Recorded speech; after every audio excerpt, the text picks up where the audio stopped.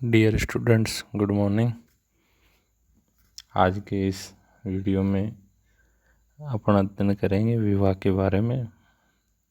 विवाह को इंग्लिश में मैरिज कहा जाता है। तो चलिए शुरू करते हैं।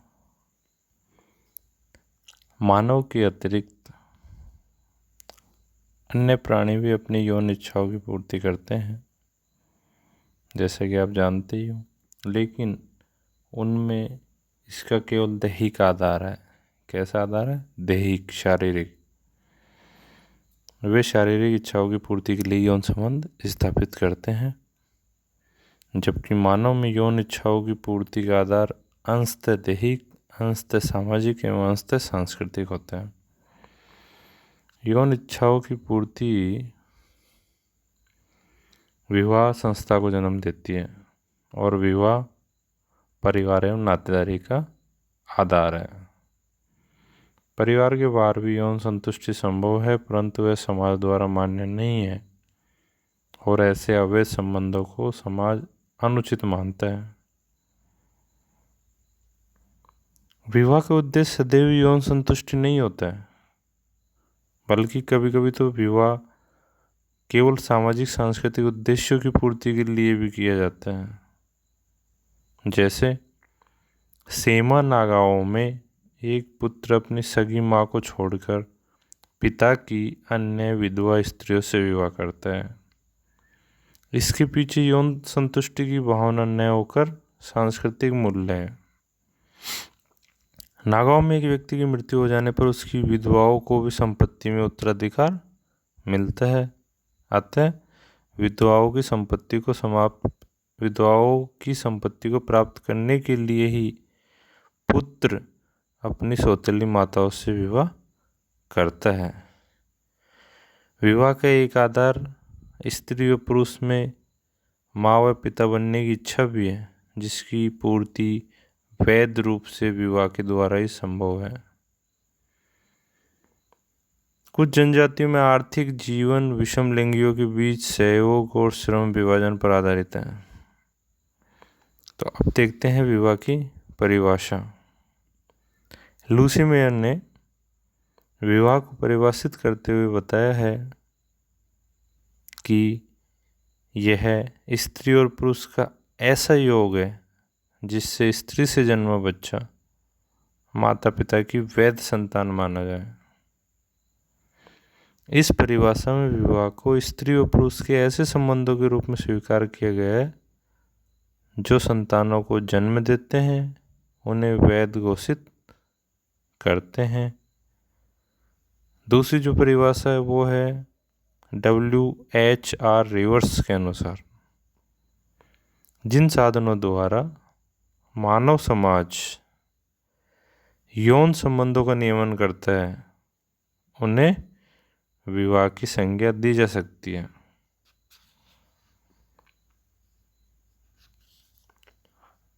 तो अब हम विवाह के उद्देश्यों के बारे में जानेंगे। पहला जो है वो है कि विवाह परिवार की आधारशिला होती है। दूसरा, समाज की निरंतरता के लिए ज़रूरी है। विवाह नातेदारी का भी आधार होता है। विवाह के कुछ आर्थिक उद्देश्य भी होते हैं। विवाह मानसिक संतोष एवं रोगों से मुक्ति भी दिलाता है और विवाह धार्मिक कार्यों की पूर्ति के लिए भी जरूरी होता है। तो इस प्रकार स्पष्ट है कि विवाह का एक प्रमुख लक्ष्य यौन इच्छाओं की पूर्ति है, जिसे सभी समाजों में मान्यता प्राप्त है। यद्यपि विवाह के उपयुक्त उद्देश्य सभी समाजों में पाए जाते हैं, परंतु अंतर केवल यही है कि किसी समाज में धार्मिक कार्यों के संपादन, किसी में यौन इच्छाओं की पूर्ति, किसी में आर्थिक सहयोग, तो किसी में संतानों के समाजीकरण एवं पालन पोषण पर विशेष जोर दिया जाता है। अब नेक्स्ट जो बिंदु है वो है विवाह की उत्पत्ति। विवाह की उत्पत्ति एवं इतिहास परिवार से भिन्न नहीं है, इसलिए इसे अगले चैप्टर जिसका नाम परिवार है उसमें इसके बारे में विस्तृत से जान लेंगे। विवाह एवं परिवार का विकास अलग अलग न होकर साथ साथ हुआ। ये दोनों संस्कृति के भी समवयस्क हैं, क्योंकि बिना परिवार के मानव जाति और संस्कृति को सुरक्षित नहीं रखा जा सकता, और बिना विवाह के परिवार की रचना संभव नहीं हो सकती।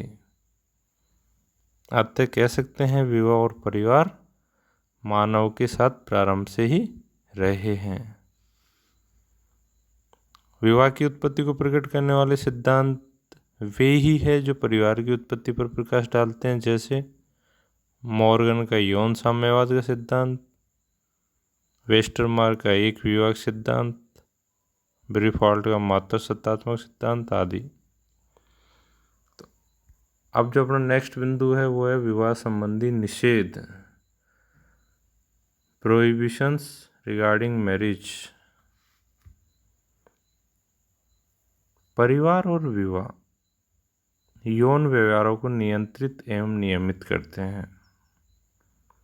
प्रत्येक समाज में ऐसे कुछ नियम होते हैं जो विशिष्ट समूह या नातेदारों में विवाह करने पर प्रतिबंध लगाते हैं। किसमें प्रतिबंध लगाते हैं? किन्हीं विशिष्ट समूह या नातेदारों में विवाह करने पर। इन्हें हम विवाह संबंधी निषेध के नाम से जानते हैं, और ये निषेध 3 प्रकार के हैं। निकट विगमन निषेध, बहिर्विवाह एवं अंतर्विवाह। तो ये ऐसे नियम हैं जो किसी विशिष्ट समूह या नातेदारों में विवाह करने पर प्रतिबंध लगाते हैं। तो सबसे पहले देखते हैं निकट विगमन निषेध। माता पिता एवं संतान तथा भाई बहनों में यौन संबंध सभी समाजों में निषिद्ध माने गए हैं। यदि इन प्राथमिक संबंधियों में यौन संबंध स्थापित करने की अनुमति होती तो परिवार, विवाह एवं नातेदारी से संबंधित अनेक विस्तृत व्यवस्थाएं अनावश्यक हो जाती हैं। प्राचीन काल में मिस्र, हवाई द्वीप, कांगो की कुछ जातियों में यह प्रथा अवश्य प्रचलित थी, किंतु यह राज परिवारों तक सीमित थी। इन लोगों का विचार था कि इस प्रकार के विवाह से रक्त की शुद्धता बनी रहती है। इन अपवादों को छोड़कर निकट विगमन को कहीं भी प्रोत्साहन नहीं दिया गया, और इन नियमों को उल्लंघन करने वालों को हीन दृष्टि से भी देखा गया, यहाँ तक कि उन्हें दंडित भी किया गया।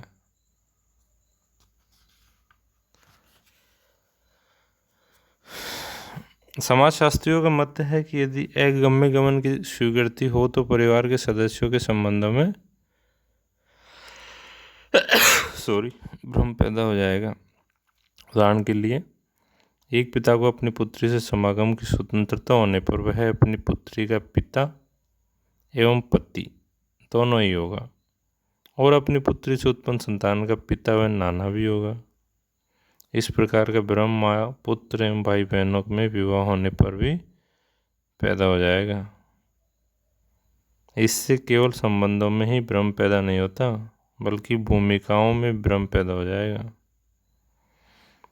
जैसे वह पुत्री पिता के प्रति पत्नी की भूमिका निभाए या पुत्री की, इस तरह।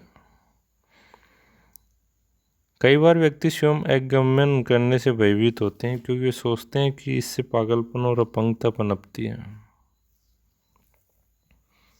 अगम्य गमन के प्रति एक आपत्ति यह भी है कि यदि इस प्रकार की स्वीकृति दी गई तो परिवार का वातावरण संघर्षमय हो जाएगा। तो स्पष्ट है कि निकट विगमन या अगम्य गमन निषेध के अनेक कारण रहे हैं। यह हमारी संस्कृति का एक भाग है। इसकी उत्पत्ति निकट के रक्त संबंधियों के बीच प्रजनन के घातक परिणामों को रोकने तथा जनांकिकी के अपरिहार्य परिणामों के कारण हुई। ऐसे निषेधों का पालन स्थिर एवं सहयोगी परिवार की स्थापना के लिए आवश्यक था, जिससे बच्चों का लालन पालन एवं समाजीकरण हो सके, सदस्यों में आर्थिक सहकारिता पनप सके और एक परिवार का अन्य परिवारों से संबंध स्थापित हो सके। अब दूसरा जो निषेध है वो है बहिर्विवाह, एक्सोगेमी। निकट विगमन को रोकने के लिए ही बहिर्विवाह का जन्म हुआ। बहिर्विवाह से तात्पर्य है एक व्यक्ति जिस समूह का सदस्य है उससे बाहर विवाह करे। यह समूह कौन सा होगा, इस बारे में जनजातियों में भिन्न भिन्न धारणाएं प्रचलित है। अधिकांशतः परिवार, गोत्र, टोटम समूह, गांव, भ्रातृदल आदि से बाहर विवाह करने की प्रथा पाई जाती है। बहिर्विवाह कई प्रकार के हो सकते हैं। परिवार से बाहर विवाह परिवार बहिर्विवाह कहलाता है। एक वंश के सदस्य जब परस्पर विवाह नहीं करते तो उसे वंश बहिर्विवाह कहते हैं। बहिर्विवाह की उत्पत्ति को स्पष्ट करने की दृष्टि से अनेक तर्कसंगत व संभावित उत्तर दिए गए हैं।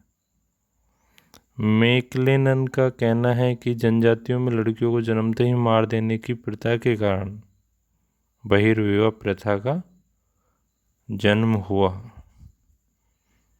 ऐसी स्थिति में एक जनजाति समूह अपने पुत्रों के लिए वधुएं बाह्य समूह में ढूंढा करते थे।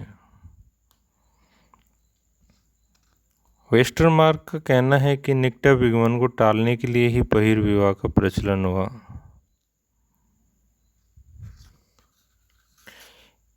ईवी टायलर का कहना है कि विश्व के इतिहास में बारंबार सभ्य जनजातियों के मस्तिष्क में अपने समूह के बाहर विवाह करने और मारे जाने के मध्य सरल व्यवहारिक विकल्प स्पष्ट था। इस प्रकार बहिर्विवाह की उत्पत्ति को निकट विगमन, नवीनता की चाह, अंतर्विवाह, पारस्परिकता के सिद्धांत एवं सामाजिक लाभों के संदर्भ में देखा गया है। इन सभी तर्कों में सत्य का अंश अवश्य है, परंतु किसी एक तर्क व सिद्धांत को पूर्ण नहीं माना जा सकता। बहिर्विवाह की उत्पत्ति के चाहे कुछ भी कारण क्यों न रहे हो, परंतु इसका प्रचलन एवं पालन सभी जनजातियों में देखने को मिलता है। बहिर्विवाह से संबंधित विभिन्न विश्वासों के कारण ही एक जनजाति में गोत्र, वंश या टोटम बहिर्विवाह की प्रथा पाई जाती है। अब जो आखिरी है वो है अंतर्विवाह। इसको कहते हैं एंडोगेमी। यह बहिर्विवाह के विपरीत प्रकार का नियम है, जिसके आधार पर एक व्यक्ति को अपने ही समूह में विवाह करना होता है। अंतर्विवाही समूह के रूप में कोई भी वंश, गोत्र, उपजाति, जनजाति या कोई भौगोलिक क्षेत्र में निवास करने वाले लोग हो सकते हैं। रिवर्स ने अंतर्विवाह को परिभाषित करते हुए लिखा है कि अंतर्विवाह से अभिप्राय है उस विनिमय का जिससे अपने समूह में से विवाह साथी चुनना अनिवार्य होता है। अपने ही समूह में से विवाह साथी चुनना जरूरी होता है।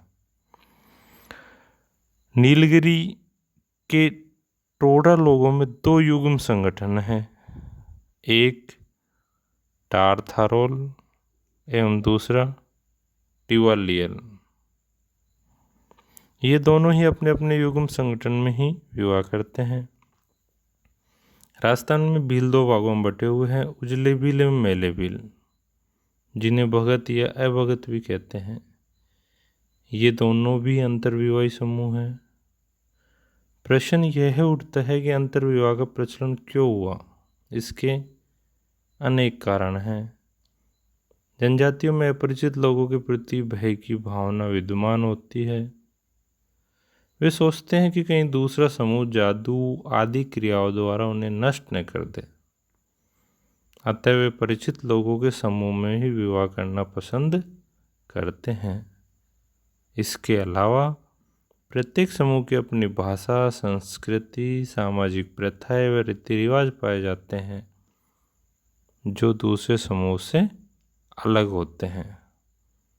अतः इन अंतरों के कारण उनमें मेल मिलाप के अभाव एवं सामाजिक संबंधों के नहीं पनपने के कारण भी अंतर्विवाह अस्तित्व में आया।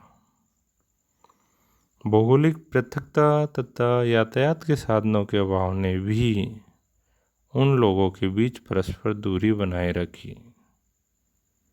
अशिक्षा, अंधविश्वास, धार्मिक रूढ़िवादिता एवं प्रत्येक जनजाति की आत्मनिर्भरता आदि कुछ ऐसे कारक हैं जिन्होंने अंतर्विवाह की प्रथा को जन्म दिया।